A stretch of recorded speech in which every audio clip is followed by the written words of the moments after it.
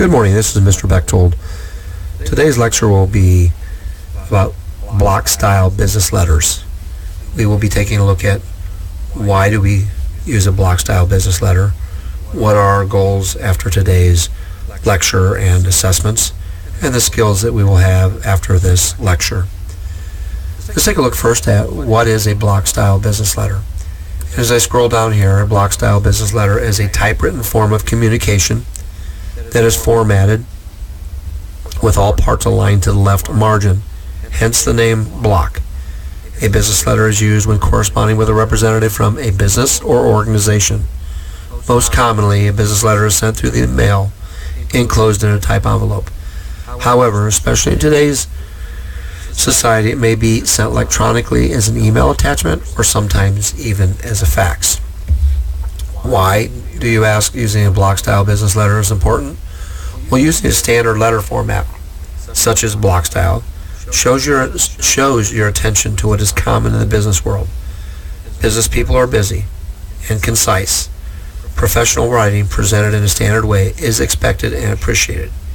Examples of block style, or when we're writing a block style business letter, would be for letters of request for company information, letters of complaint to a business, letters of inquiry to a company regarding job opening, letters to a bank or credit card company, or a cover letter to accompany a resume or application.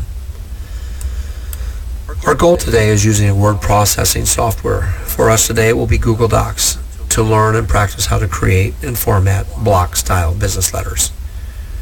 After this lecture, and after creating a couple block-style business letters, the skills that you should have is understanding the parts of a block-style business letter, using proper block-style letter formats, setting margins within Google Docs, and setting line spacing within a Google Doc. Let's first take a look at the parts of a block-style business letter. The first part of a block-style business letter is the return address. That is the address of the person sending the letter, which is called the sender. It includes the street address, city, state, and zip code. Note, the return address does not include the sender's name. Next, underneath that is the date. That is the date the letter is written.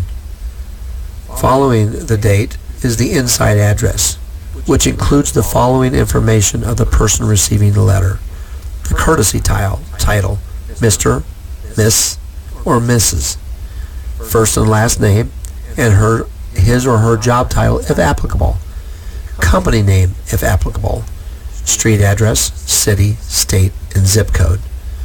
The next part after the inside address is the salutation, which includes the greeting or opening of the letter, followed by the receiver's courtesy title and last name. After the salutation is the body, which includes the detail of the letter.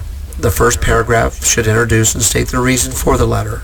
The following paragraph should provide details for why the letter is being written and any background information that supports the message. Following the body is the complimentary closing. Typically includes a closing phrase and is used to show respect and appreciation for the person reading the letter. The next area is called the signature area. That's the space for the sender's signature. Below the signature area is the sender's name, which includes the sender's first and last name, followed by his or her job title, once again, if applicable. Below that is the reference initials, which merely is the initials of the person that is keying the letter, unless it is the author themselves, and then they would not use a reference initial.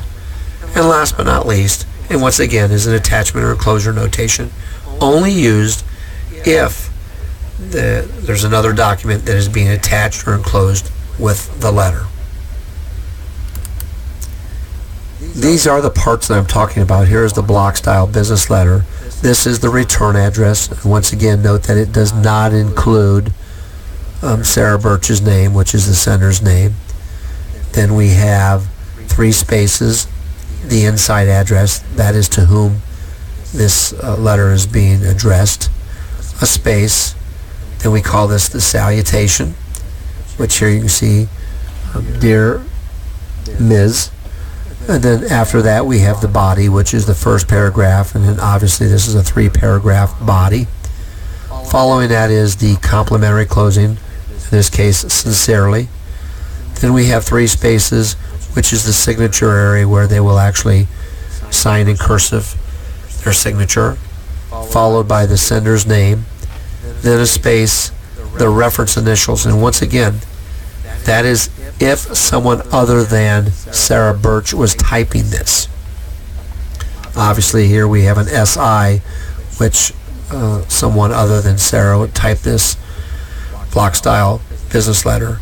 And then last but not least, another space, an attachment or an enclosure notation, which basically just, usually we see these in resumes or maybe a check, that upon opening a business style block letter, I would see that there's an enclosure, so that as the receiver I would expect to find something else enclosed in that letter other than just, or the attachment other than just the opening block style business letter. Here we'll take a look closely at the business style block letter. Once again, we can see that this is from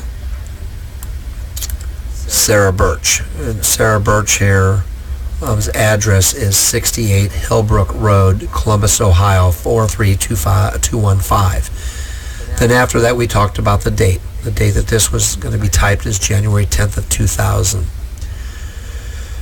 Then we have 3 spaces. These are paragraph spaces. You can see 1, 2, 3, and then this is being addressed to Ms.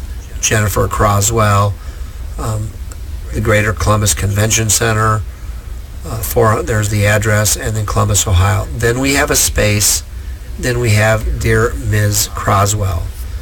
Then once again, if we take a look, the first paragraph should indicate, once again, the reason for the letter in the first place, and then now we have the body followed. You notice each paragraph has a space. Then upon the conclusion of the body we have a space, and sincerely 3 spaces. This is where you would sign in cursive the letter. Once again, Sarah Birch. If Sarah had typed this, she wouldn't necessarily have to have these, or would not have these initials.